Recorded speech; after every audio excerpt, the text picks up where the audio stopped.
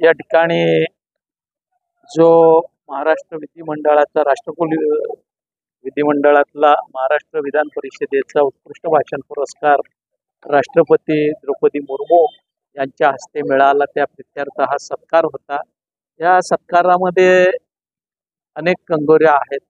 या ठिकाणची जी मंडळी तळोजा फेज 1 फेज 2 ची नव्यानं शेतकरी कामगार पक्षामध्ये कार्यरत झालेले आहेत, ती अतिशय उत्साहानं विविध उपक्रम करत असतात आणि अतिशय अनौपचारिक असे संबंध या साऱ्या मंडळींचे शेतकरी कामगार पक्षासोबत झालेले आहेत।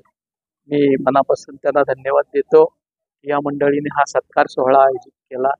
या सत्काराच्या दरम्यान वारकरी संप्रदायाचा अतिशय उत्स्फूर्त असे या ठिकाणी आशीर्वाद म्हणा मिळाला, ही देखील माझ्या दृष्टीने अतिशय समाधानाची गोष्ट आहे।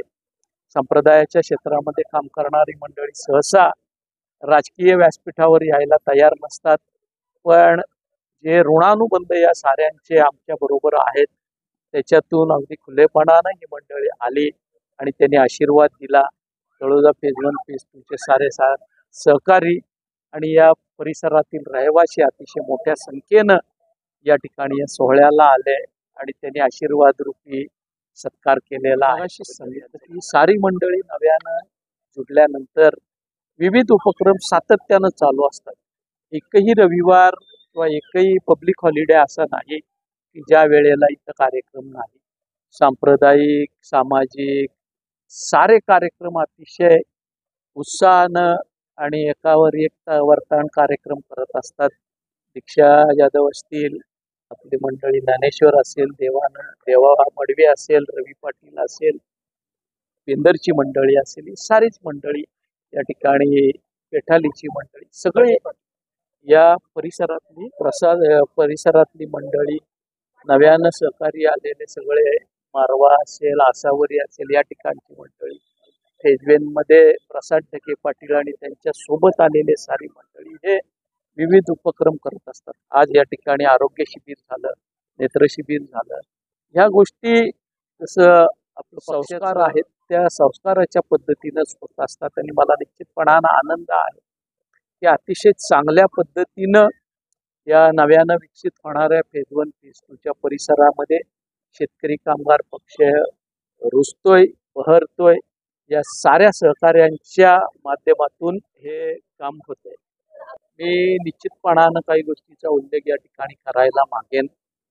गेल्या 15 वर्षाच्या कालखंडामध्ये प्रशांत ठाकूर यांच्या कारकिर्दीत या मतदारसंघाचं प्रचंड नुकसान झालेलं आहे। आपल्याला आगामी कालखंडामध्ये हे सारं भरून काढायच्या दृष्टीनं काम करायचं आहे। बेरोजगारीचा प्रचंड प्रश्न या ठिकाणी आहे। या परिसरातल्या छोट्या मोठ्या उद्योजकांचे उद्योग संपलेले आहेत। आपण बघू कन्स्ट्रक्शनच्या क्षेत्रामध्ये सप्लायर म्हणून काम करणारी पिढी नेस्तनाबूत झाली, डबरखडीचे व्यवसाय करणारी मंडळी नेस्तनाबूत झाली। हे व्यवसाय फक्त आणि फक्त TIPL आणि त्यांच्या सहकार्यांचेच वाचलेले आहेत। सर्वसामान्य नागरिकाचा व्यवसाय या ठिकाणी बुडलेला आहे आणि म्हणून खरं तर पनवेल तालुका हा संपन्न सुखी आणि सुबत्ता असलेला तालुका, 150 वर्षापूर्वीची नगर परिषद, स्वतःचं पाणी पुरवठ्याचं गाडेश्वर धरणचं धरण, हे सारा इतिहास एका बाजूला आणि साक्षात पनवेलला 3-3 दिवसात मिळणारं पाणी हे आजचं वर्तमान वास्तव एका बाजूला। नागरिक प्रचंड त्रस्त आहेत। एकतर पाणी मिळत नाही, अपुरा पाणी पुरवठा किंबहुना पाणी पुरवठा नाहीच, वाटेल त्या दामानं पाणी विकत घ्यावं लागतंय, सोयी सुविधांचा अभाव, आरोग्याच्या सुविधा नाहीत, रोजगार नाही।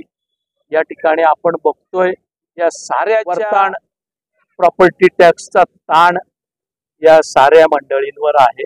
प्रचंड प्रमाणात प्रॉपर्टी टॅक्सची झालेली आकारणी या ठिकाणी महाविकास आघाडीच्या नगरसेवकांनी कोविडच्या साथीमध्ये झालेल्या सर्वसाधारण सभेमध्ये PPE किट घालून जाऊन 30% कर तर माफ केला, पण उर्वरित 30% कर जो माफ करायचा होता तो अद्यापही बाकी आहे। त्याच्यावर शास्तीचं भूत प्रशांत ठाकूर आणि त्याच्या सहकार्यांनी जे लावलेलं आहे ते नागरिकांच्या मानेवर आहे.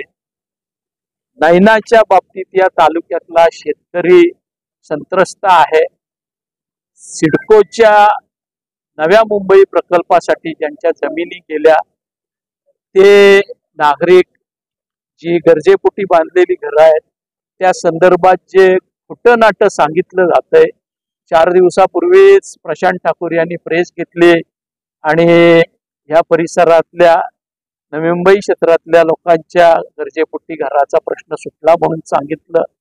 काल कळंबोलीला जे झालं त्याचे आपण साक्षीदार आहात. 200 पोलीस घेऊन त्या ठिकाणी सिडकोवाले येत आहेत. परवा दिवशी तेच कामोठ्यात घडलं. काल सकाळी नैनाच्या बाबतीत परवा दिवशी एक बिल्डिंग निष्कासित झाली.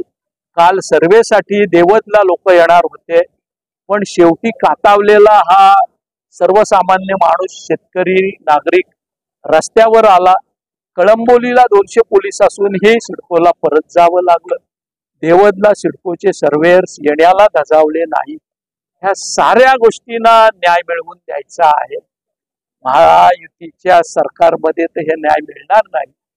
जो GR काढला म्हणून सांगितलं जातंय त्याच्या उलट काम प्रत्यक्षात पोलीस बंदोबस्तात सिडको करतंय. त्याच्यामुळे महाविकास आघाडीचं सरकार जे नोव्हेंबर नंतर येऊ घातलेलं आहे त्या सरकारच्या माध्यमातून या साऱ्या विषयांना न्याय मिळवून देण्याचं आव्हान महाविकास आघाडी म्हणून आमच्या समोर आहे. मी आपल्या साक्षीनं सांगतोय ज्या पद्धतीनं हे चाललंय ते सारं उलट चक्र फिरवल्याशिवाय आम्ही मंडळी स्वस्त भेटणार नाही. आणि सर्वसामान्य नागरिकाचे जे प्रश्न आहेत सिडको संदर्भातील असतील, महापालिकेसंदर्भातले असतील, शासकीय धोरणांचे असतील, आज रोजगार हिरावला जातोय, कारखाने गुजरातला आणि अन्य राज्यात जातात, हे सारं महायुतीच्या सरकारचं अपयश आहे. लोकसभेमध्ये जे केलं ते करण्यासाठी चातकासारखे आसुसलेले आहेत आणि महाविकास आघाडी सत्तेत येईल आणि आपली दुर्दशा संपेल या आशेनं आहे, अपेक्षेनं आहे, विश्वासानं आहे. तो विश्वास सार्थ ठरवण्यासाठी महाविकास आघाडी या पनवेल आणि उरणच्या परिसरामध्ये काम करेल. हा विश्वास मी आपल्या माध्यमातून या ठिकाणच्या सर्व नागरिकांना देणे आलेल्या आहेत. लागवडीसाठी खड्डे मारण्याचं कामही सुरू झालेलं आहे आणि या 2-4 दिवसामध्ये आपल्याला दिसून येईल की ही झाडं लागलेली आहेत. झाडं केवळ इथं वन विभागाची किंवा फॉरेस्टची झाडं लागली जात आहेत. झाड लागलं जातोय किंवा खड्डा काढला जातोय, झाड ही लागतंय की नाही माहिती नाही पण बिलं काढली जातात. तसं होणार नाही. आमच्या योगदानातून ही झाडं लागतील, ही झाडं वाढतील आणि 2-3 वर्षानंतर डेरेदार वृक्ष आपल्याला या ठिकाणी पाहायला मिळतील. मला हेच वाटते की सगळ्या महिला सक्षम व्हावा, काहीतरी उद्योग करून उद्योजिका व्हाव्या. आपण बघतो ही वसाहत नवीन आहे त्यामुळे एवढा काही डेव्हलप नसल्यामुळे मला असं वाटतं की लेडीज बस उद्योजक व्हाव्या आणि माझं हेच ध्येय की मी त्यांना सपोर्ट करेन. आज आपण आरोग्य शिबिर घेतलेला, परत 11 ते 5 आपला आरोग्य शिबिर होता, परत 3 वाजता आपण उद्योग शिबिर ठेवलेला आणि आता 5 वाजताचा आपण माझे आमदार बाळाराम पाटील साहेब यांचा राष्ट्रपती पुरस्कार जो साहेबांना मिळाला आहे त्याबद्दल सत्कार समारंभ आपण हा घेतला आहे आणि आता आपण वृक्षारोपण हे पण साहेबांच्या हस्ते आपण करतोय.